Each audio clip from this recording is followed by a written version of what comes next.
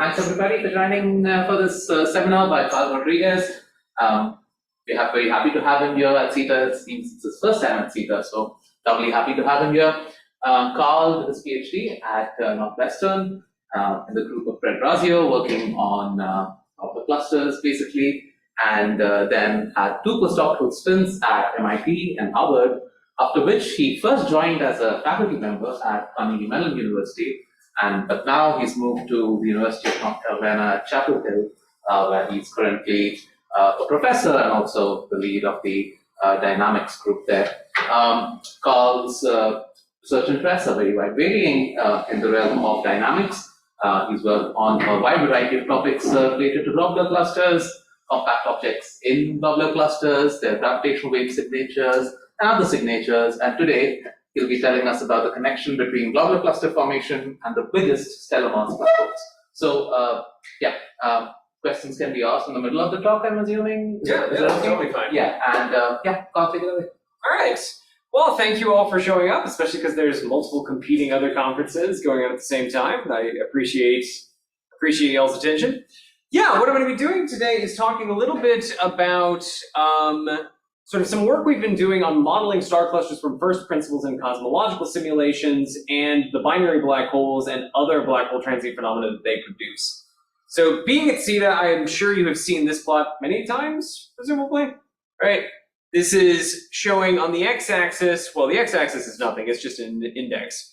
But the y-axis is just showing all of the masses of black holes that we knew about, stellar mass black holes in the local universe before September 14th, 2015, right? We knew they went in masses from basically 5 to 15 solar masses. There were a couple of tentative detections around 20 of high mass X-ray binos. Those are a little bit more iffy. But on September 14th, 2015, right, this sucker appeared, GW 150914, a binary black hole with masses that was clearly distinct from the rest of the population we'd observed up until then. And of course, since then, we have dramatically increased the number of gravitational waves that we've seen up into from basically 2015 to 2020, right? And at this point, we're in this regime where the majority of stellar mass black holes we know about through gravitational waves, right? And so one thing, though, about this that is already interesting off the bat is that if I take sort of the distribution of black hole masses and I plot that in terms of their local co-moving rate. So this is plotting the rate of binary black hole mergers in terms of per gigaparsec cube per year. We're looking just at the primary mass here. And there's this nice peak at about 10 solar masses, this other peak at about 35 solar masses. And then there's just this long tail that goes up to 60 or 80 solar masses, right? And this was not expected a priori from stellar evolution theory, right? This is not something that we would have necessarily expected from what we understood about binary or black hole evolution and stellar collapse up until that point. And the reason is basically the following. Let's say I start off with a relatively massive low metallicity star, something like 150 solar masses. This is going to evolve onto the giant branch in its normal way. And in doing so, the core is going to be populated by these higher atomic number nuclear elements, right? Helium, carbon, oxygen, silicon, going all the way up to iron. But if I have a specifically heavy enough object, so something with a helium core mass between roughly 40 or 65 solar masses, what happens is, massive stars, their cores are basically held up by radiation pressure. And at a certain point, that radiation pressure becomes so extreme, becomes so energetic, that the gamma rays themselves that are holding up the star against continued collapse can start to immediately pair-produce positrons and electrons, right? When this happens, the photon pressure disappears, the core of the star shrinks, and during that non-adiabatic collapse, I can suddenly ignite much higher atomic nuclei, nuclear fusion than I normally would, right? I can start burning things like carbon, oxygen, carbon-carbon burning, even silicon-silicon burning. And so in this particular mass regime, what happens is that I start to undergo these pulsations in the core. These pulsations, we think, ablate off the outer parts of the envelope, leaving behind a black hole that is at most 45 solar masses. Although there was a very interesting paper on the arXiv last week from Jörg Vink's group claiming that in a lot of cases you could actually maintain part of that hydrogen envelope. But for now, we'll just treat this as sort of a limit. Anything above a helium core mass of about 65 solar masses, then the pulsations are so energetic, they essentially destroy the entire star, right? They leave behind no remnants or anything, right? These are what we call pulsational pair instability supernova. Right? And so we do see things from LIGO in this mass gap, right? Now, naively, your first thought would be, well, most stars are born in binaries. Almost all massive stars are born in binaries. Maybe there is some way that we could, through Hyper-Eddington accretion or mass transfer, have one binary accrete mass on, or one star accrete mass onto the other and push its companion into the gap. But it turns out that with what we understand about normal binary stellar evolution, this is essentially impossible. I'm not going to go into details on why, but Lika von Soon has a really, really good paper where she basically runs down every possibility into the ground and shows that you can't do this through binary stellar evolution. So we can't make pair instability gaps with at least pair instability mass gap black holes with 2 stars. But LIGO is not the only way we detect these black holes, right? Since 2018, we have started to find a new population of black holes here in the Milky Way, right? So this started in 2018 with the detection of 3 black holes through the radial velocity of a luminous companion. They were identified with Muse spectrograph. And more recently, we've started to detect this population of astrometric black holes using the Gaia satellite, right?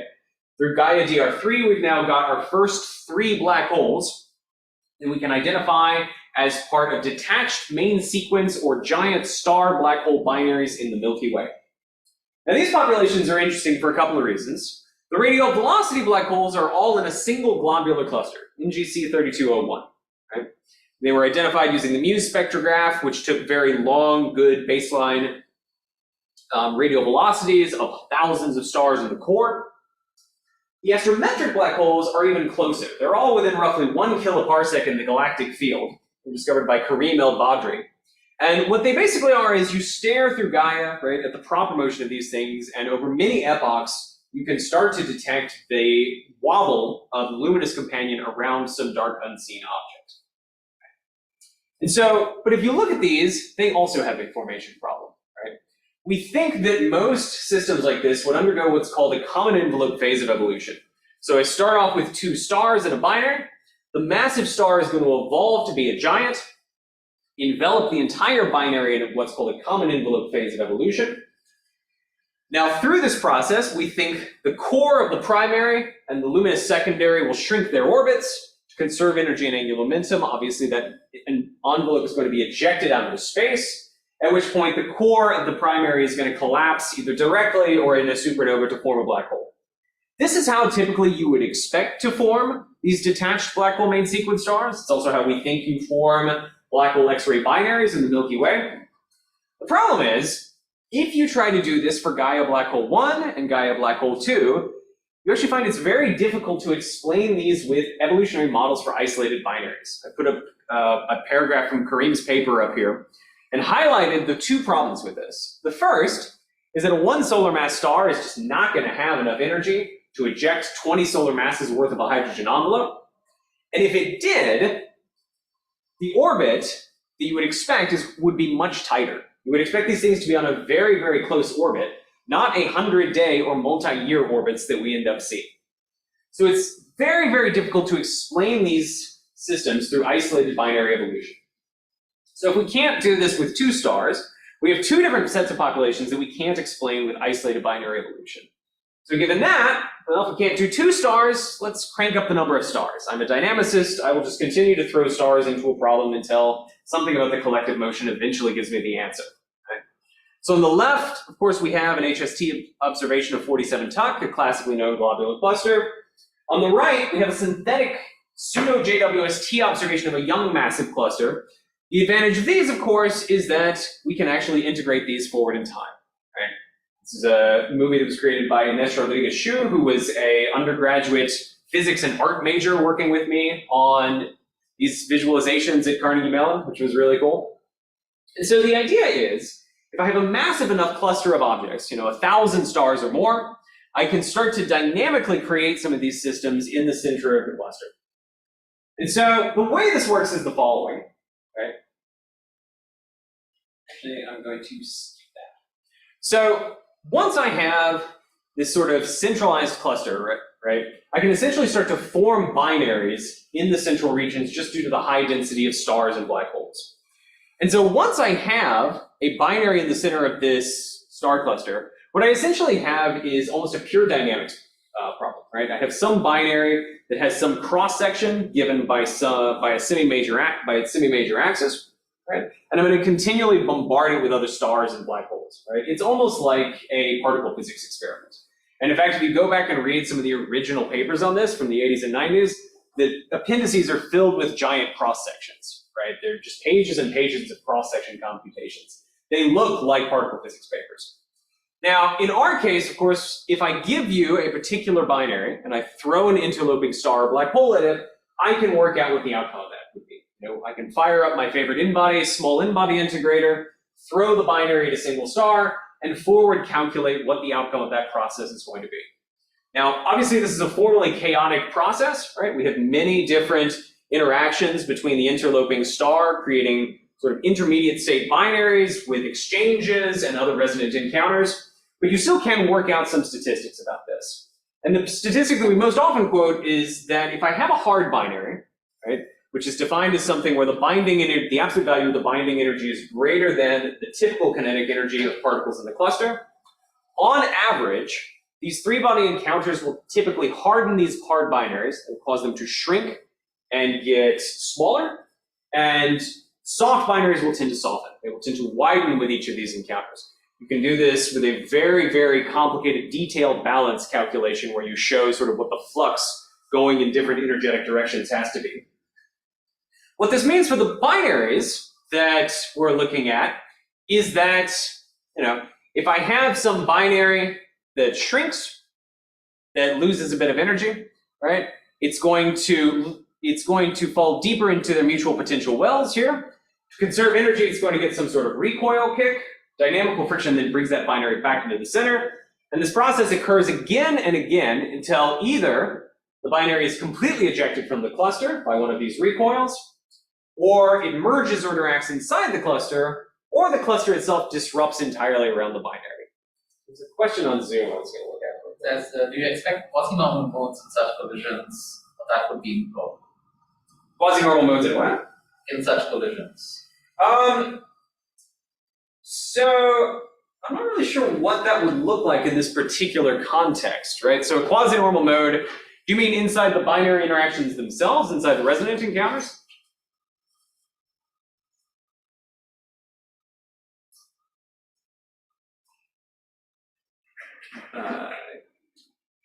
Yes. Right, so you see these sort of, you do see these sort of periodic separations where you'll have this sort of chaotic resonant scrum, and then eventually the two sort of intermediate state binary and one of the particles will separate. I don't believe they're periodic in any reasonable sense. You can make an average estimate for how often that will occur. There's some really cool papers by Nick Stone and Nathan Lee where they did this using essentially the ergodic theorem. But I don't know that there's any way to calculate explicitly what the period of those separations would be. All right. So we have a way to create these binaries in star clusters, right? We also have more and more state-of-the-art cosmological simulations, right? Our cosmological simulations are getting to the point where they can start to resolve not just individual galaxies, but individual giant molecular clouds within those galaxies, right? So the zoom-in simulations by either the FIRE collaboration or the next generation of illustrious simulations, like illustrious TNG, can resolve all the way down to give us individual giant molecular clouds, right? And so what I wanted to ask, and sort of what the topic of this talk generally is can we draw some connection between our understanding of cosmological simulations, our evolution of galaxies across cosmic space and time, the clusters that we think these giant molecular clouds form, and these unique binaries in black holes that we're detecting through LIGO, Gaia, and other surveys. Right? So that's sort of the gist of this talk. And so what this led us to was we wanted a way to, from first principles, as much as we could, model the entire star cluster system of a Milky Way mass galaxy. So essentially what we're doing now is a zoom in of a zoom in of a zoom in.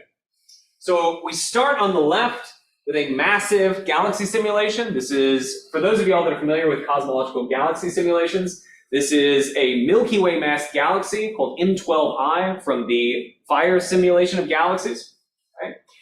M12I, as we'll get into in a second, has high enough resolution to allow us to resolve giant molecular clouds. We then went from this galaxy simulation using a suite of ultra-high resolution simulations of cloud collapse, where we can go all the way from initial giant molecular cloud all the way to the star clusters that it formed, all the way to star clusters that we then evolved dynamically to the present day, right? So evolving these star clusters all the way to z equals 0. So that is the name of the game, right? We ended up calling this project the Great Balls of Fire Project. I'd love to take credit for that name, but that was Mike Grudich, but we sort of went with it, right? So the first 3 papers on this are already out, where we detail our introduction from, where we detail our formation of these things in galaxy simulations all the way to their z equals 0 cluster populations. And so just to get into a little bit more detail about this, the fire simulations, right, are these ultra high resolution hydrodynamical simulations of galaxies, right?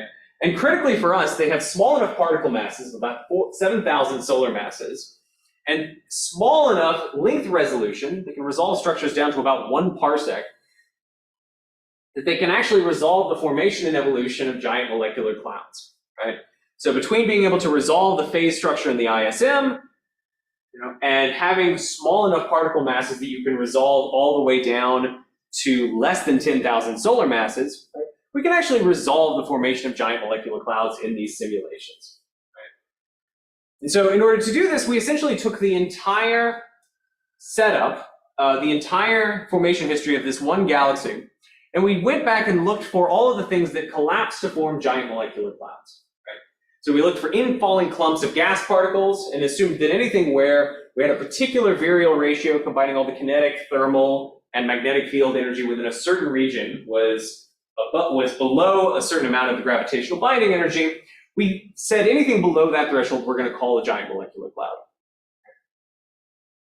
Then we took all of those giant molecular clouds and we mapped them onto these ultra-high resolution cloud collapse simulations I was talking about, right? So in these simulations, you start off with a spherical distribution of gas, you allow it to fragment and collapse to form stars, and then eventually you end up with, after a couple of free fall times, this large distribution of stars that have formed after gas expulsion from the cloud, right?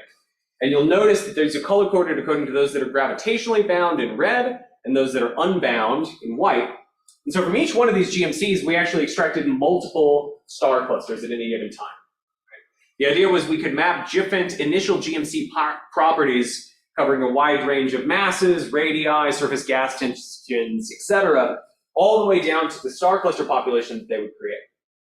Once we had that, we were able to take a single tracer particle in the galaxy from each one of these GMCs, trace its orbit throughout the entire history of the project, of the galaxy, and extract the tidal field that was experienced by this cluster as we go, right?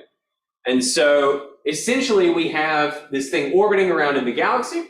We can extract the Hessian of the potential, right, which gives us the tidal force, and that allows us to actually model using an in-body code, right, what the star-by-star properties of the star cluster are going to look like embedded in a realistic galaxy over cosmic time, right? So we can combine this with an analytic prescription for dynamical friction and for tidal shocking to essentially end up with a realistic z equals 0 population of star clusters, right? That tidal field will be time varying, right? Yeah. And so that can be included.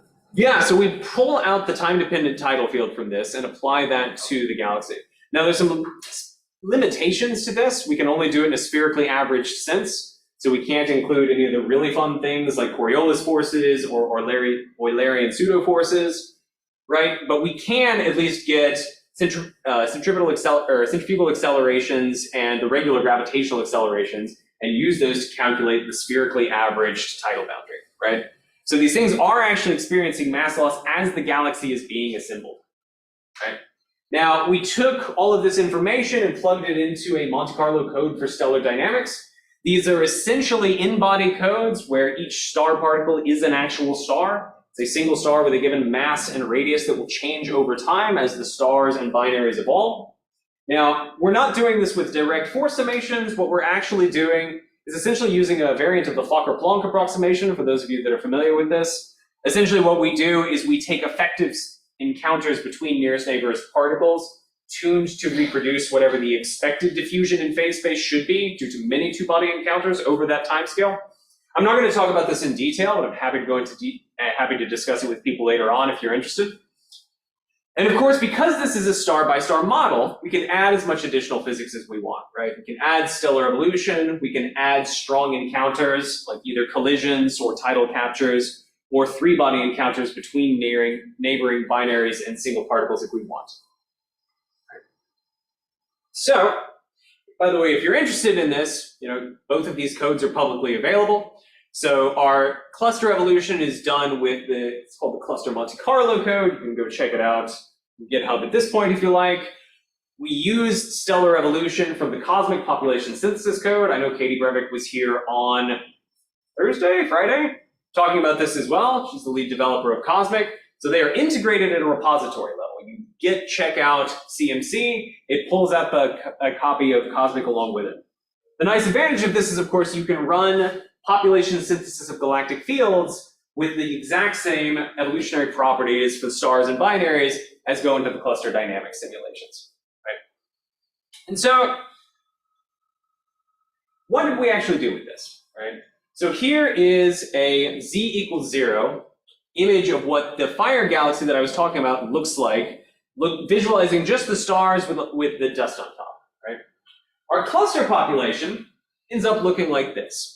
And they're color-coded according to whether or not they were formed relatively recently, that's in red, whether or not they were formed more than 6 gig years ago, which is what we call in situ globular clusters in blue. And then the handful of objects here in teal, which we called ex situ globular clusters, these were clusters that were formed in dwarf galaxies that were accreted at high redshift by the main host galaxy. Right? And so when I said we're doing a zoom in of a zoom in, what I mean is the fire simulation is itself a zoom in of a large cosmological volume, right? We then extracted all the GMCs from that using another level of zoom in, and then we did these in-body simulations that can resolve down to obviously sub-parsec resolution in terms of where the stars are actually moving, right? These are pseudo-HST observations of what the actual star clusters would look like at z=0. And if I look at the evolution of these three, so what I'm showing here is a single representative young cluster, a single representative globular, and a single representative globular that was accreted from a dwarf galaxy that infell. And they were obviously formed at different times in cosmic time. And what I'm plotting here is just the mass and the number of stars of these clusters over time. Now what's interesting, right, is normally you would expect the mass loss rate from these clusters to be relatively constant, right? You would expect an initial dip due to stellar evolution as the massive stars die, and then you would just expect a smooth power law. But here, you see all of these weird dips in it as it goes along. And what those are encounters in the fire simulation with either the galactic disk or other GMCs in the simulation, right? This is actually resolving the real-time tidal field of these and how it influences the mass loss of these clusters. How did we do overall? Well, I can go into more detail about some of the comparisons between the Milky Way globular cluster population and the fireballs population if people are interested. Overall, we did reasonably well. Our model predicted about 148 globular clusters. There's about 160 in the Milky Way, so that's pretty good. That are pretty similar in some ways to those in the Milky Way. So if I look at the mass distribution of globular clusters, right? The Milky Way is in red here, M31 is in yellow, and our globular cluster population is in the shaded blue region here. Right? So we're a little under massive. Our peak is a little bit shifted about maybe half a dec in log mass over here to the left. But overall, we got the right numbers, and we've still got basically the right shape of this. Right? Where we didn't do very well, and I can also talk about that later on if people are interested, is the ages or the fraction of the star clusters that are core collapsed. It turns out for various reasons that our clusters were formed too late in cosmic time, They were formed too metal rich, and as a result of being too metal rich, too many of them were core collapsed by the present day. There's a very interesting set of reasons for that I can discuss if people are interested. Actually, on that note, are there any questions at this point? Yeah, I'm a bit confused by this. So how are I guess the question is for the red and yellow histograms, how are these mass measurements generally done? Are these dynamical mass measurements or something else? Like They can light be. to mass? There's a couple of different ways. So the red ones are from the Harris catalog, where we just take the visual band the V-band magnitudes and assume that for old stellar populations, it's roughly a factor of 2 times that. There are other catalogs that have done detailed comparison to scaled in-body models. These are from like Holger Baumgart et al. Those essentially get individual differences between some of the masses, but the distribution is roughly the same. So more or less, the various methods of identifying these masses all agree within a factor of 2 for individual clusters. And the peak at about 2 times 10 to the 5 is always right around 2 times 10 to the 5. Yeah, so I mean, I was just thinking whether the error bars on those histograms can explain the disagreement, but it seems like not. No, I would say no. Yeah, we went into a fair bit of detail in the paper on why this is. We think it has to do essentially with our prescriptions for tidal stripping and tidal shocking. Because that turns out to be a pretty difficult thing to do right, unless you're doing explicit full 3D in-body, which we're working on now, but that's slow going. All right. Could I have a quick follow-up here? I'm impressed by the sheer number of clusters which one expects having disappeared over time. And you spent a lot of time on this case, and for good reason. But do you know how that kind of huge reduction actually occurs as you vary the galaxies? So in terms of how it works in this galaxy, it's a combination of internal mass loss and the tidal fields. And the tidal fields actually change over time in a way that's actually pretty interesting, and it basically affects which clusters survive and which ones don't.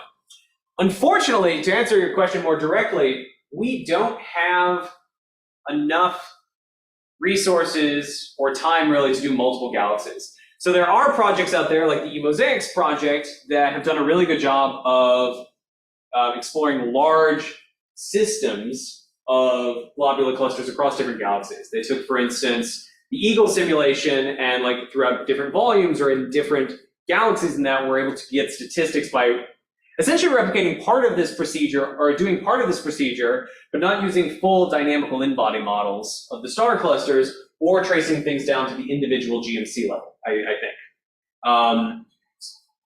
In our case, we spent about 2 million CPU hours just doing a third of the clusters from this one galaxy. So doing a full sort of statistics of the volume, I think, would be a little bit beyond us at this point.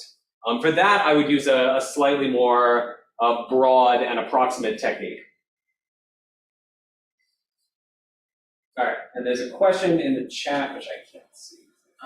So it says, are there situations where you can have a compact few solar masses spiraling around a supermassive black hole, and the dynamics of beyond the innermost stable orbit can be done? I mean, a few solar masses compact black hole orbiting around a supermassive black hole. So we haven't started doing central massive black holes yet. That's actually in progress. That's work being done by Elena Gonzalez, who's a grad student at Northwestern. In terms of what you can get in these simulations, we don't start with central massive black holes, but as I'll talk about in a second, these initial conditions are actually very copacetic for producing collision runaways that do create intermediate mass black holes. Also, I hope everyone saw on the archive today the Nature paper that came out that, to my mind, is probably the most compelling case for an IMBH in a globular cluster I've ever seen. For an IMBH in Omega Cyn, where they have actually identified fast stars moving beyond the local escape speed, following essentially the 1/r potential that you would expect for a central massive black hole. That was very, very interesting. If you haven't seen that paper, I'd highly recommend checking it out. This is from Max Habe and Anil Seth. All right. And that actually motivated some of the work we're doing. All right. But let's get back to what I was originally talking about. So in terms of the black holes. So I started off with this question at least talking about the LIGO results, right? We have this large tail out to 40, 60, 80 solar masses in the LIGO data.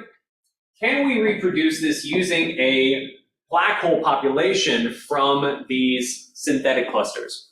And so with Tristan Breuil, who's a finishing graduate student at Nice Observatory, we essentially took all the binary black holes from this population and looked at the gravitational wave, or looked at the merging population. So what I'm showing here is the results from M12I, that Milky Way mass galaxy, plus a series of similar dwarf galaxies with similar physics. And plotting the same quantity here, the differential rate in terms of the primary black hole mass, you see we get this nice tail going up to 50, 100, even 200 solar masses in terms of black hole mass.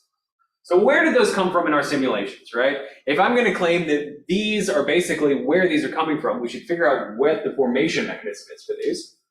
And so there's really two ways that you can fill the gap here, right? So where did these actually come from? The first is that I can merge black holes into the gap, right?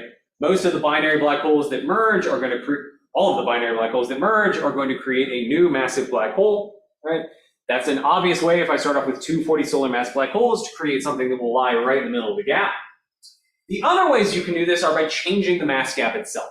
And there's a couple of different ways you can do that. I'm going to start though by talking about the ways you can fill the mass gap through repeated hierarchical black hole mergers. So hierarchical black hole mergers are essentially exactly what they sound like. I'm going to keep merging black holes inside a cluster environment until I get a higher and higher chain of masses. So we typically call the first generation of black holes those that are born from stellar collapse. So if I start off with two black holes born from stars, they're going to merge and create a second generation black hole. And that second generation black hole is going to have some spin, even if the first stars that created it from stellar collapse have no spin, right? The orbital angular momentum will get converted into spin angular momentum of the resultant black hole. Now, at this point, right, if I'm still in a cluster environment, I can find myself another companion, another 1G black hole, and potentially merge again, right? And I could, in theory, keep going through this process indefinitely, right, working my way down this chain. In practice, however, when I have spinning black holes, or non-equal mass black holes, I actually asymmetrically emit the gravitational radiation during the in-spiral, largely because either the spins or the mass ratio break what would otherwise be axial symmetry in the gravitational wave emission. This kick can be extreme. This can be up to, depending on the configuration of the spins, several thousand kilometers a second. I think the maximum you can get from an astrophysically reasonable configuration is a 5,000 kilometer a second kick. Most of these star clusters that we're talking about only have central escape speeds of a few tens or maybe 100 kilometers a second. So we don't really expect to see hardly any 3G black holes or higher in these star clusters, right? At best, you will create second generation black holes. And so we can ask the question, well, what is the most extreme case we can get from this population for hierarchical black hole mergers? And so one of the nice things about this is because we're doing all of these star cluster simulations from first principles, we can get a pretty good distribution for what the central escape speeds of those clusters should be. Actually, we can do one better. We can say, what is the escape speed from the location of the cluster of every merger that occurs? And the median is right around 100 kilometers a second, which is kind of weird because for most globular clusters in the Milky Way, the central escape speed is 20 or 30 kilometers a second. And it turns out that part of the reason for that is because there's a very big asymmetry in which clusters contribute largely to the binary black hole merger rate. For the 900 or so clusters that we integrated, which is about a third of the population, about half of the mergers come from 5 clusters. What I'm showing here is the number of clusters on the x-axis and the cumulative fraction of binary black holes from the whole galaxy that they contribute on the y-axis. So these clusters already have massive central escape speeds. And in fact, there's one single cluster in this population that produced a quarter of the binary black hole mergers, the entire galaxy. So what created this was a single massive cluster that formed at the edge of essentially a feedback-induced superbubble in the galaxy simulation, right? So we have a massive burst of star formation that creates this huge bubble. At the edge of this super bubble, we get this massive giant molecular cloud that you can see right here. Okay? Now this giant molecular cloud had a mass of 3 × 10⁷ solar masses. Right? It formed, among other clusters, a cluster with about 5 × 10⁶ solar masses of initial stars, or about 10⁷ initial stars. Formed of Z of 0.8, it was destroyed by dynamical friction at about Z of 0.2 as it spiraled into its galactic center. And so the question is, all right, this is probably the most extreme cluster that we can form, right? This is going to have the largest escape speed. It's going to have the largest number of binary black holes. It's probably our best bet for creating hierarchical black hole mergers, right? There's a question in the chat, which I'm going to answer real quick. Is it possible to evaluate the evolution of the Carter constant Q? And can one do a semi-evaluated calculation for the maximum Q surface for such orbits? So essentially for what we're doing, we're mostly relying on Newtonian gravity. The one exception is we do include post-Newtonian effects when we are doing those small in-body scattering encounters. Right there, we do include relativistic corrections up to 2.5 p in order. However, we do treat all of the black holes as Schwarzschild. Right? In the separations that we're interested in, which are typically thousands to tens of thousands of m, we're not really in the Carter constant, and actually the spins of the black holes overall don't have an appreciable effect. All right. So if we look at the biggest cluster that we could form in this simulation, right, can we tie it back to a particular event that we're interested in LIGO? Right? So let's say we want to see what's the largest hierarchical merger we can form. Well, we go back and we look at LIGO's third observing run, right? And the first binary that LIGO detected with notably asymmetric masses was a 30 solar mass black hole merging with about an 8 solar mass companion. This was GW190412. Right? And it has a mass ratio that is pushed very strongly away from unity, right? It depends on which waveform model you use, but it peaks at roughly about a mass ratio of 0.25 or about 0.3. So the obvious question is, well, it's about a 3-to-1 mass ratio, give or take.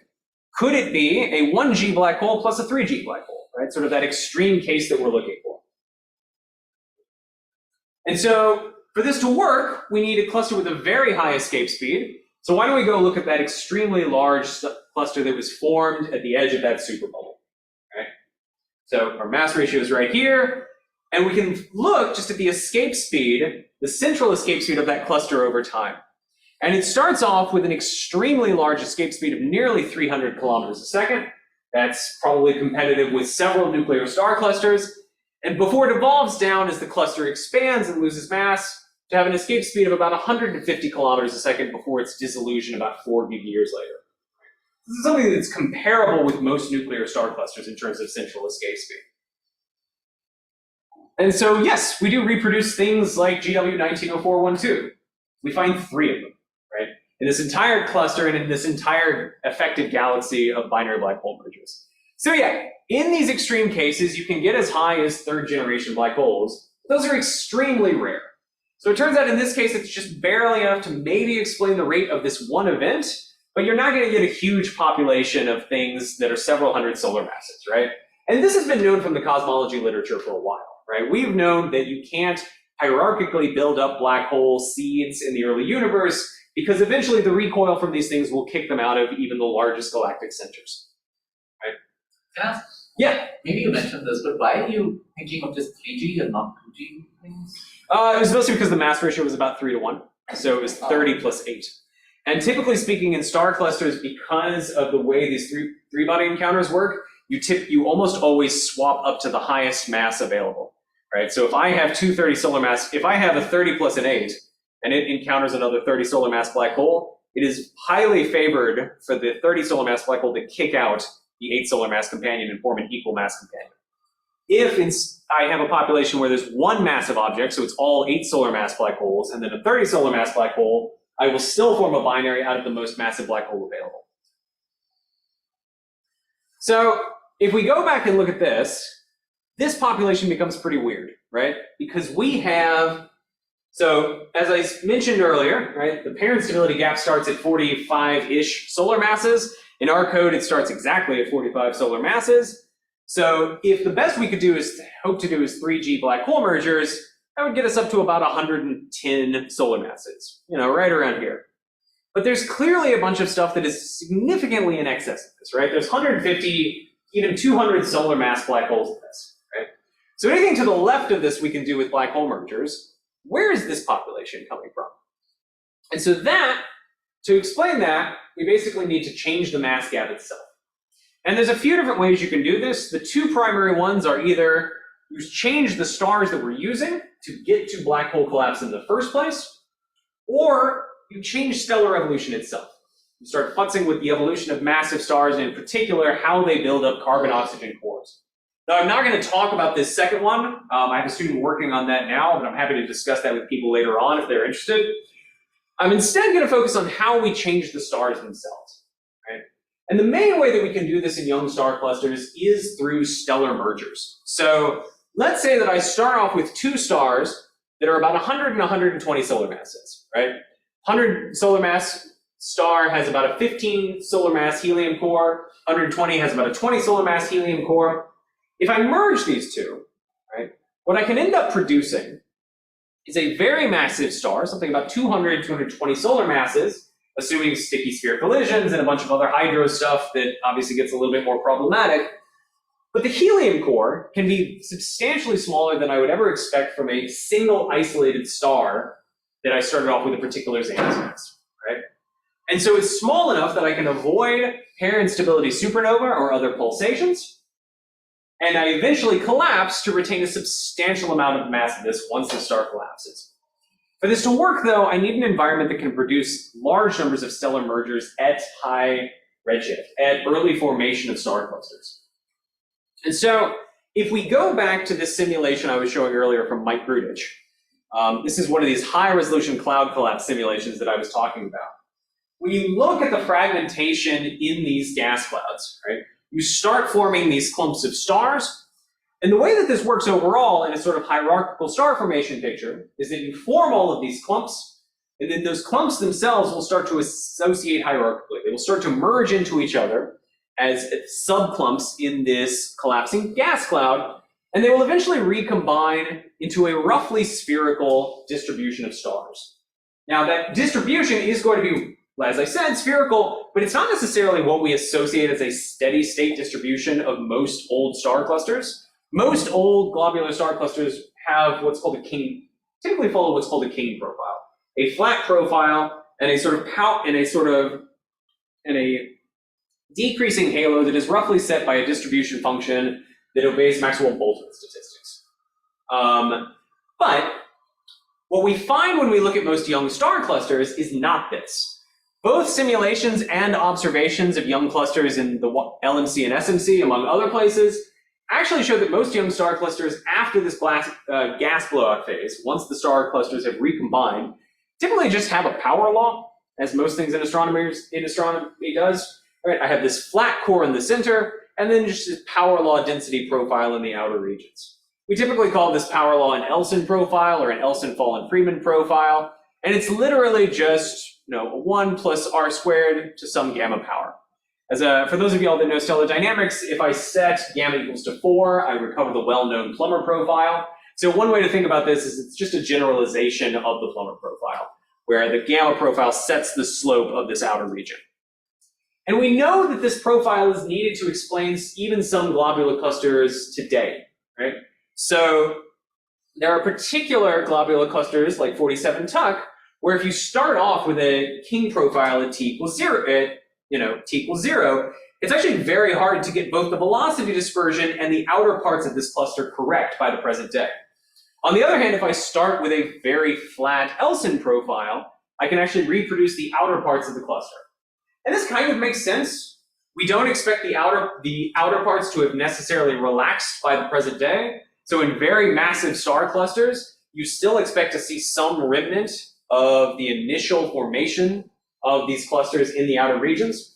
This paper, by the way, is Claire Yee, who is now a postdoc fellow here, who I'm sure you all know. All right. And so what we decided to do was to go back to our simulations and say, okay, based on our initial conditions, right, we want to know how many collisional runaways can we actually produce in these early parts of these protoglobular clusters. And so what I'm showing here is some work from Kuldeep Sharma, who's a PhD student in my group. This actually came out on arXiv last Thursday, I think. And what we essentially did was took a large set of these models and zoomed in with different else and gamma profiles, just to see, as I adjust to flatter and steeper profiles of these star clusters, essentially dialing up and down the central density at initialization, right? How large of a black hole can I actually produce?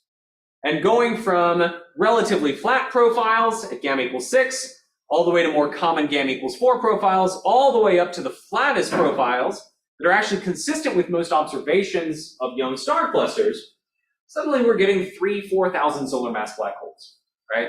We're getting extremely large collisional runaways that are essentially the beginnings of intermediate mass black holes.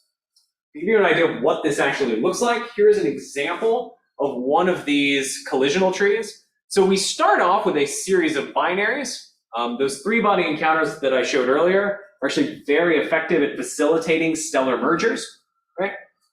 And so during these encounters, I can create multiple main sequence star mergers, building up to a main sequence star mass of more than 300 solar masses. And then, once this evolves onto the giant branch, this process just continues. It continues on and on and on, merging core helium burning star after core helium burning star, until eventually I end up with a nearly 1,100 solar mass AGB star that then collapses to a 1,100 solar mass, give or take, black hole at the end. Now I should point out this is actually a truncated version of this. Each one of these dashed lines actually represents multiple smaller mergers where the smaller component is less than 10 solar masses. This entire runaway was actually about 1,200 or so stellar mergers, all occurring within less than 8 megayears, right? Wait, so in the black hole star, what fraction of that is it doing for? In this, we, I think, have assumed essentially actually, short answer is I don't know. I'm sorry. Are you assuming that the entire star collapsed? Yeah. At this mass, we essentially have direct collapse. Yeah. There's a little bit of time for mass loss in between that, but it's going to be pretty small. I should point out that I trust this result dynamically very, very well. The stellar evolution of it, obviously, is a lot more suspect. And not just the stellar evolution, but the hydro part of it as well. So, as an example, we did 2 sets of simulations between how we treat the giant collisions, right? Because obviously 2 giants are not going to merge in the sticky sphere approximation. But actually firing up a hydro solver to see what the outcome of those is going to be for 1,200 merges is cost prohibitive. So we essentially did 2 separate bounding cases. One was pure sticky sphere collision between core helium burning stars, and the other was we essentially forced a common envelope that ejected the envelope with every giant collision. Those were sort of the 2 limiting cases that we could come up with to try and bound how much the mass loss could be between mergers. There's a question online that asks if the Plummer density distribution would give rise to a Plummer type of potential that can be analytically solved.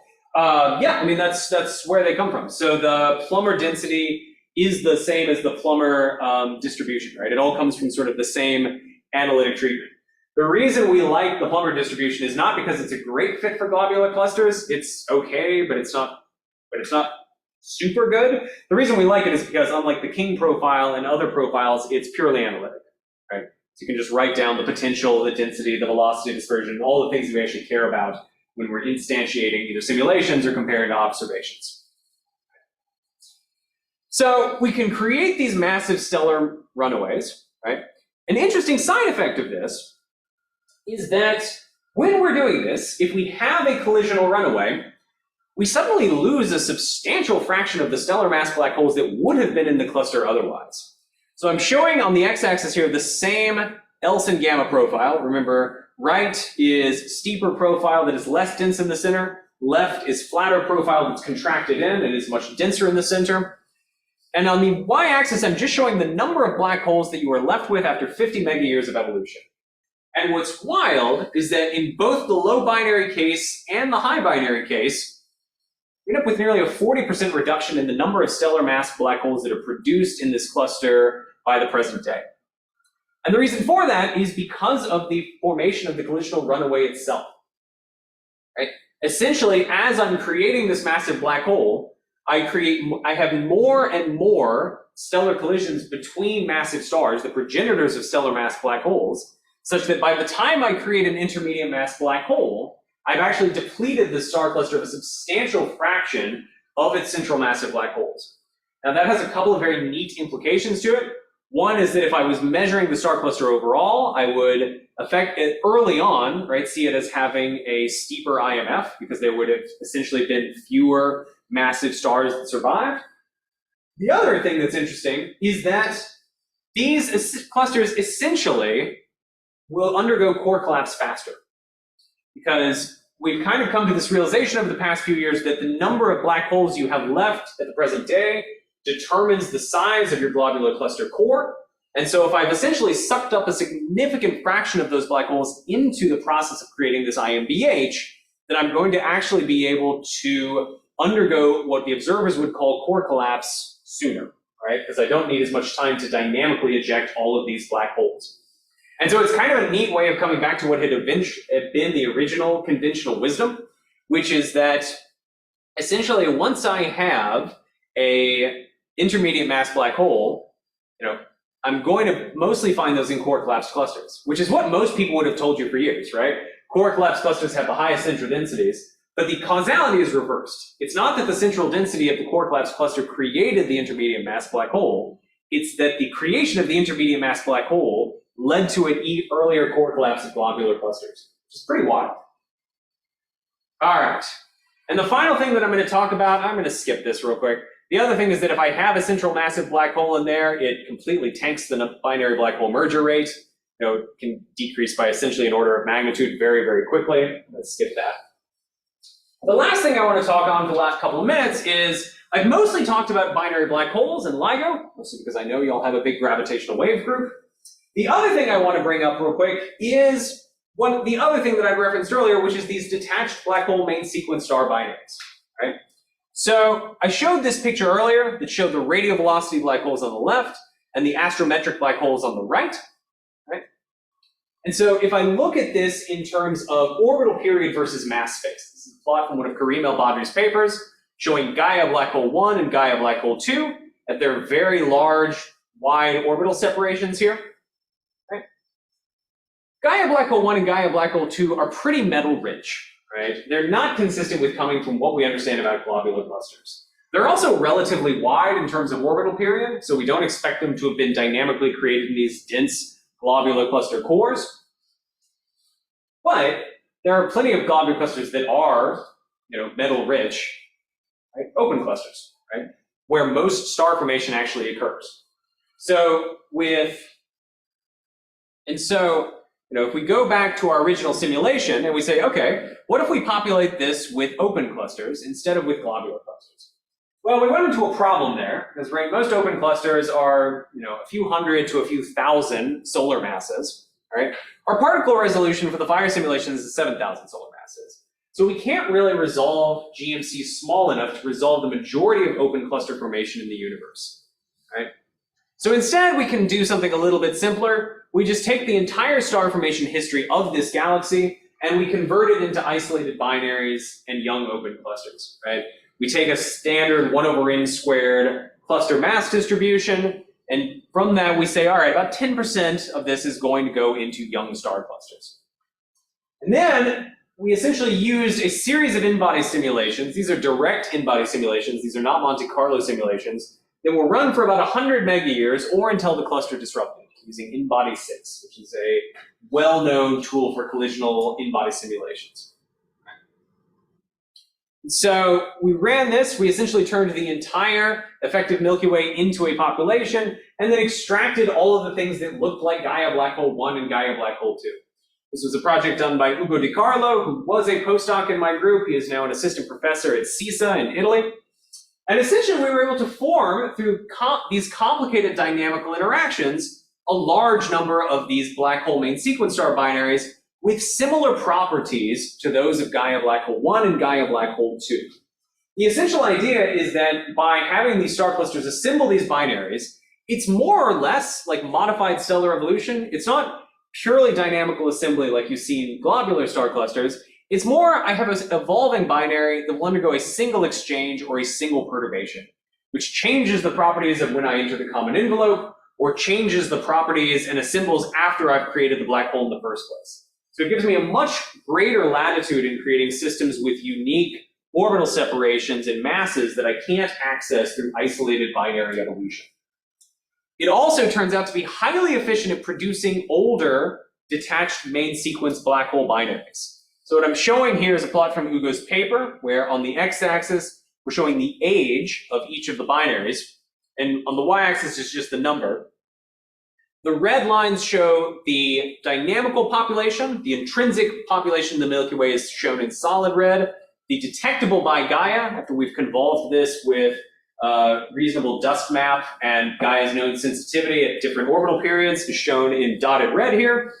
And what's interesting is for these older systems, like Gaia Black Hole 1 and Gaia Black Hole 2, star cluster formation radically dominates the production of these things by a substantial fraction. Right? Both the intrinsic population, which actually peaks up here at a few gig years, and the detected population, which actually has a peak at more like a few hundred megayears. They are 2 orders magnitude more efficient per unit stellar mass at producing detached black hole star binaries. Okay? And as part of this, we made some predictions for what the current Gaia mission would have seen and what future Gaia data releases will see. So our model predicted we would see about 7 binaries in Gaia DR3 versus about 2 that were actually detected. We're astronomers, I would call that good enough. We made some predictions for what future data releases would show, and after Gaia DR4 has come out, we predicted you'd see anywhere from about 60 to 200 of these systems in Gaia DR4, which is consistent with estimates from other people that are doing these observations, like Karim El-Badri in this group. Of these, about 80% are expected to be from clusters, right?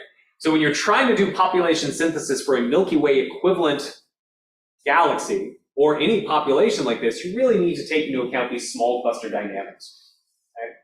The last thing I'm going to talk about for about 30 seconds is this one black hole up here, Gaia Black Hole 3. All right? This one is weird for a whole host of reasons. The 2 that I particularly like is it is a 33 solar mass black hole.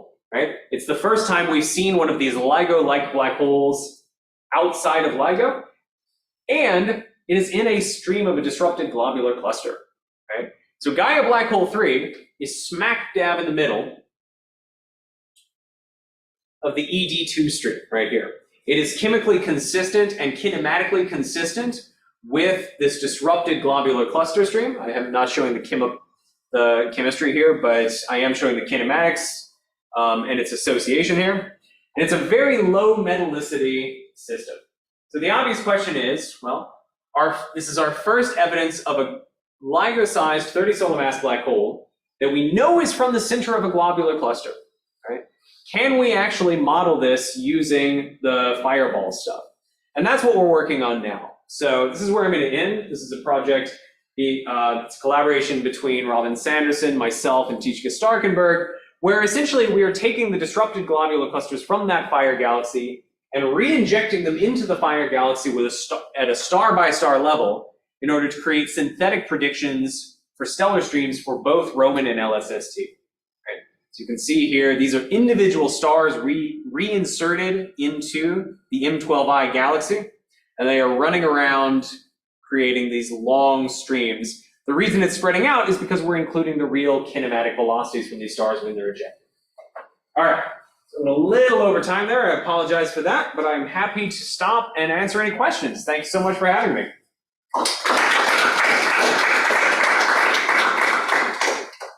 Yes? What are the prospects for directly testing calculations of the animal find information by directly seeing black holes in stars? So we have those 3 black holes that we've detected in NGC 3201. There's a really good paper from Kyle Kremer where we essentially compared those directly to our CMC models.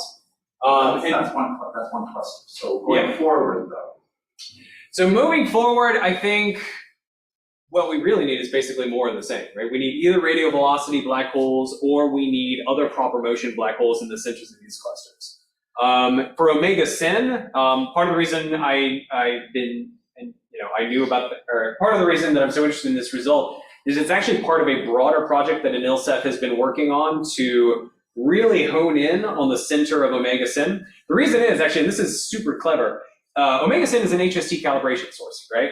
Every time, I forget which camera it is, but one of the two cameras, every time they need to calibrate it, they just stare at the core of omega sin.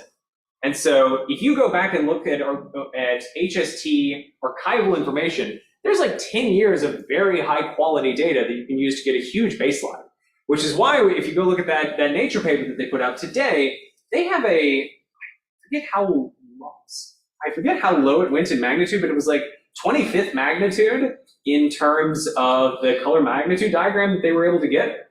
And so they were able to do proper motions because they had a 10 years worth of observations. They were able to get velocities. So stuff like that will be very helpful. And part of the thing that we're planning on doing with that is looking for, I'm on a project with them looking for microlensing from some of our simulations, making predictions for that. But that would also be ideal for looking for black hole main sequence binaries and other things like that. The problem is, right, once you have a central massive black hole, it actually tends to suppress other binary formation, right? You can, three-body binary formation tends to go as 1 over velocity dispersion to the 9th power, right? So the second I have a central massive object, it completely tanks that. It also means that most of the binaries I have nearby are going to be relatively soft binaries. So three-body encounters will tend to pull them apart and eventually destroy them. In terms of future prospects, I don't know that anyone has looked at Gaia in particular because the crowding in a lot of these is particularly bad. I'm curious about LSST, but I'm not knowledgeable enough to say anything definitive there. Yeah. So, sorry, my voice is a bit broken. On the last project, I was looking at the young star cluster. Mm-hmm. You said that one of the assumptions you made is to divide the star formation history between binaries and clusters. Is that fraction fixed in time? Because the cluster formation efficiency we know depends on the environment. And you were assuming basically 10% for throughout the life of the years. We assume that as an average. Do you have work in progress to change that and see how the predictions for your binaries will change? So I think we're not planning on revisiting this particular one anytime soon. What we're looking at now is, can we do this with higher resolution simulations in dwarf galaxies? So I think it would honestly be better for, I'm more interested at least in trying to push down as much as we can in terms of resolution to where we can still do that on a cluster by cluster level. The proper way to do this is what you're alluding to, right? Which is where you take the gas density, and I think this is what y'all do in e-mosaics. Correct me if I'm wrong. So I was gonna say, I've been talking with Kyle and Claire to take not e-mosaics, but what I think, which is taking e-mosaics and making it better, UV Pathfinder and CMC. Mm-hmm. So there you can do all of these projects. Yeah. At some point, at some point, right, it's really just a question of how much CPU time you want to spend on this, right? So the CMC models tend to be substantially slower, and so they're really great for doing zoom-ins, but I wouldn't, for instance, do a full population like y'all did with them. But yeah, I think the better way to do this overall would be to take the surface gas density of the galaxy at any given time and use that for a time-varying cluster formation efficiency, which I think is what y'all do. Correct me if I'm wrong. Yeah.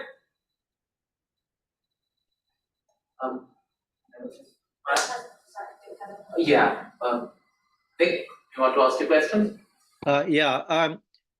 Really great talk, all encompassing. Liked it very much. I didn't fully understand how you were putting in the tidal forces for what is in effect a constrained calculation of the of basically the molecular cloud globulars, taking into account all of the action that's occurring in the galaxies that's impinging upon that. You said you made a spherical approximation. I didn't understand that. So the spherical approximation, too far. So the way we extract the tidal field is actually directly from the simulation itself. So we have a series of snapshots of the fire simulations. Most of the time they're about 20 mega years apart. And so essentially what we do is we pick a single test particle from the GMC that collapses, and we extract the tidal field, the tidal tensor of that particle as it's orbiting around the galaxy, right? So we essentially use it as a tracer particle of the future orbit of this globular cluster. So this is really a short distance tide that's got all sorts of pushes and pulls on each of the particles. Sorry, what do you mean by short distance? Well, relatively short. I mean, in the sense that it's actually acting on more or less individual quote unquote star particles rather than being some collective large scale boundary condition. I would actually say it's the other way around. So we don't. Well, that's what I thought it was. Oh, yeah, sorry. So we are not at the point yet where we can apply the tidal field directly to each particle. I actually have several people working on that right now because I think that will introduce some extremely cool physics, right? Tidal shocking, Coriolis forces. There's a lot of really cool physics. Also, I think if you want to do, we're doing the stream stuff as sort of a first level approximation, but to do that properly, you also, I think, really need to resolve the exact tidal fields on these as essentially an external gravitational force. We're working on that now, but we're not there yet. Okay, that was really what my question was, because okay. we try and do this for cutouts in cosmology. And then a really interesting question is you can actually make it a field as opposed to an external boundary condition. And then it's like a back reaction on the actual dynamics that you're trying to follow. I mean, there's a lot to be done here. There is no question. And many people do it. So it's a very interesting subject. Yeah, I mean, this is my first foray into it, but it's really cool dynamic stuff. The other thing that we're working on is right now, we only evolved these in the snapshots, but the snapshots of the fire simulations are about 20 megayears apart. To resolve tidal shocking, you need to resolve really the changes in the external field on order of or even smaller than the dynamical time of the cluster. But the dynamical time of these clusters is like a megayear, give or take. So to do this, we really need to be able to resolve substantially better in between the individual snapshots. So we're actually working with Robin Sanderson at Penn, who has this really cool way to interpolate between snapshots the mass potential of these galaxies using a basis function expansion approach. Good, yeah. And that actually lets us do two things. That's going to let us not only resolve these sort of abrupt changes and continuous changes in the galaxy and resolve the orbit as narrow as we want, but we can actually do dynamical friction and other back reaction on the orbits as well. So for instance, we could see the thing actually self-consistently spiral into the center and then trace what is actually building up, for instance, the nuclear star cluster in these galaxies, which I'm insanely excited about. I think that'll be a really cool thing to look at. If I can, I would like to do one quick follow-up. I alluded to it in the earlier question I asked about the 1,000 to 100 kind of ratio of the destruction of globulars. And you talked about it, but it does seem that there will be a huge number of black holes that will have been liberated over the life of a galaxy from a star cluster core. And I think you said they would tend not to be in tight binaries that could then spiral in, but I didn't understand why not. So, I mean, essentially what happens is when you have these dynamics going on that are forming binaries, either star black hole binaries or black hole black hole binaries, there's usually only a handful of these systems at any given time, right? It's typically speaking, we only have maybe a few binary black holes, or often just one, no matter how many actual black holes we have in the cluster. So we could have a cluster with 1,000 black holes in it. There'll only be maybe 2 or 3 binary black holes. Same for black hole main sequence stars at any given time. So if we pull the thing apart, right, I'm just going to end up with essentially at the end this stream of black holes in the center and then a stream of stars at the outside. That's something we're starting to look into. Mark Gielis also has some really cool in-body results looking at this and how black hole populations can change stream properties for disrupted star clusters. It's a really cool field.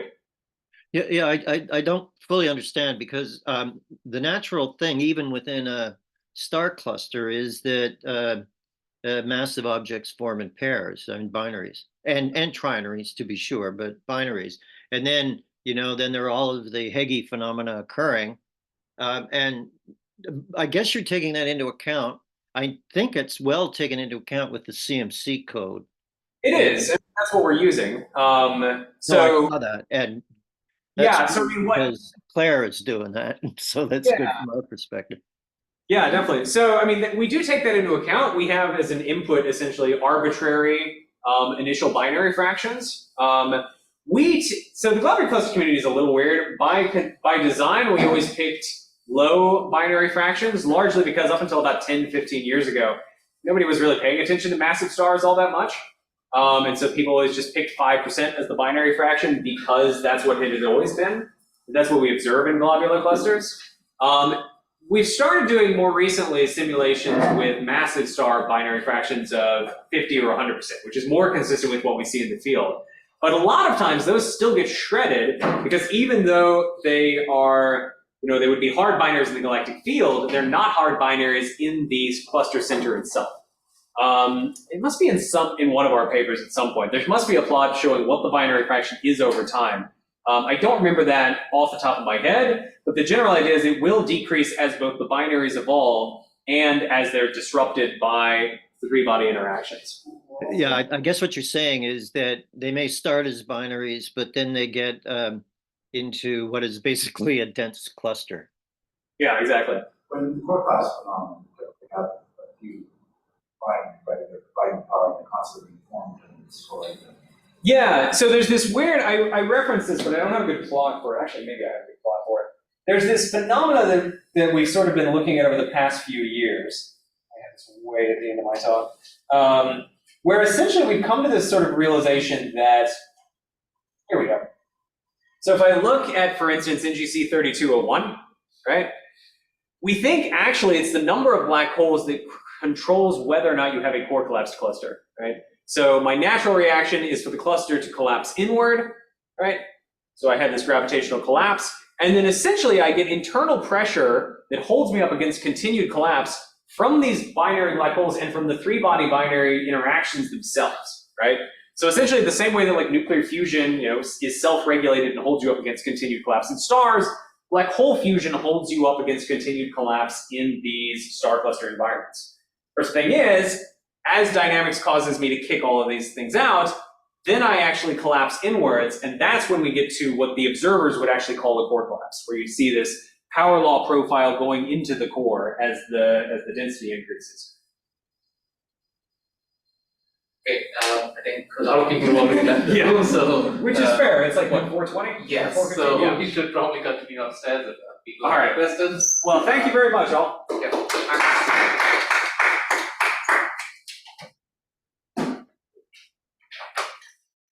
That was really nice stuff.